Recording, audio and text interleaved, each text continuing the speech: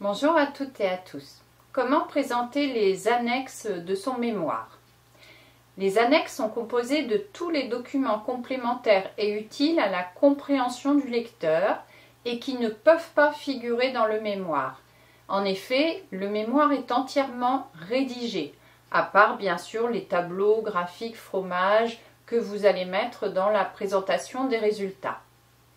Par exemple, dans les annexes, il est obligatoire de mettre le guide d'entretien ou le questionnaire vierge ou la grille d'observation vierge.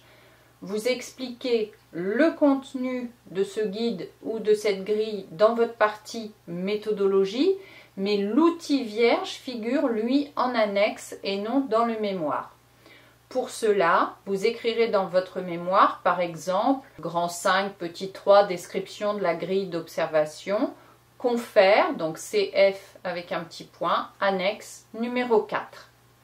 Vous mettrez également en annexe les retranscriptions d'entretien ou bien quelques questionnaires remplis qui illustrent bien vos propos ou ce que vous avez indiqué dans votre mémoire, ou encore quelques grilles d'observation remplies. Si vous avez réalisé une expérimentation en classe, vous mettrez en annexe des fiches pédagogiques de préparation de séances, des travaux d'élèves, des évaluations initiales ou finales, etc. Selon la thématique de votre mémoire, pourront également figurer en annexe des dessins d'élèves, des extraits de manuels scolaires. À chaque fois, il faudra mettre la référence exacte, la source du document que vous mettez en annexe, y compris si c'est un document pédagogique tiré d'un ouvrage. Chaque annexe est numérotée, en principe dans l'ordre d'apparition au cœur du mémoire, et chaque annexe porte un titre. Si vous avez plus de 4 ou 5 annexes, il est conseillé de faire une table des annexes. Voici comment on présente. Donc on indique sur une nouvelle page table des annexes, annexe 1, 2 points, guide d'entretien vierge. On va à la ligne. Annexe 2, test de la connaissance du nom des lettres. Annexe 3, retranscription de l'entretien A. Annexe 4, retranscription de l'entretien B.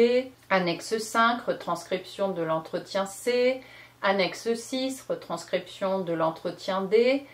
Annexe 7, retranscription de l'entretien E. Annexe 8, tableau, etc. Et donc, à la page suivante, vous mettez annexe 1, votre guide d'entretien vierge, et vous l'insérez. Et page suivante, annexe 2, etc. Pour rappel, le comptage des pages du mémoire s'arrête à la bibliographie-cytographie. Donc les annexes ne comptent pas dans le nombre de pages totales du mémoire, mais bien entendu, vous pouvez continuer la numérotation. Si par exemple vous êtes arrivé à 60 à la bibliographie, eh bien vous continuez les annexes, page 61, etc. À bientôt!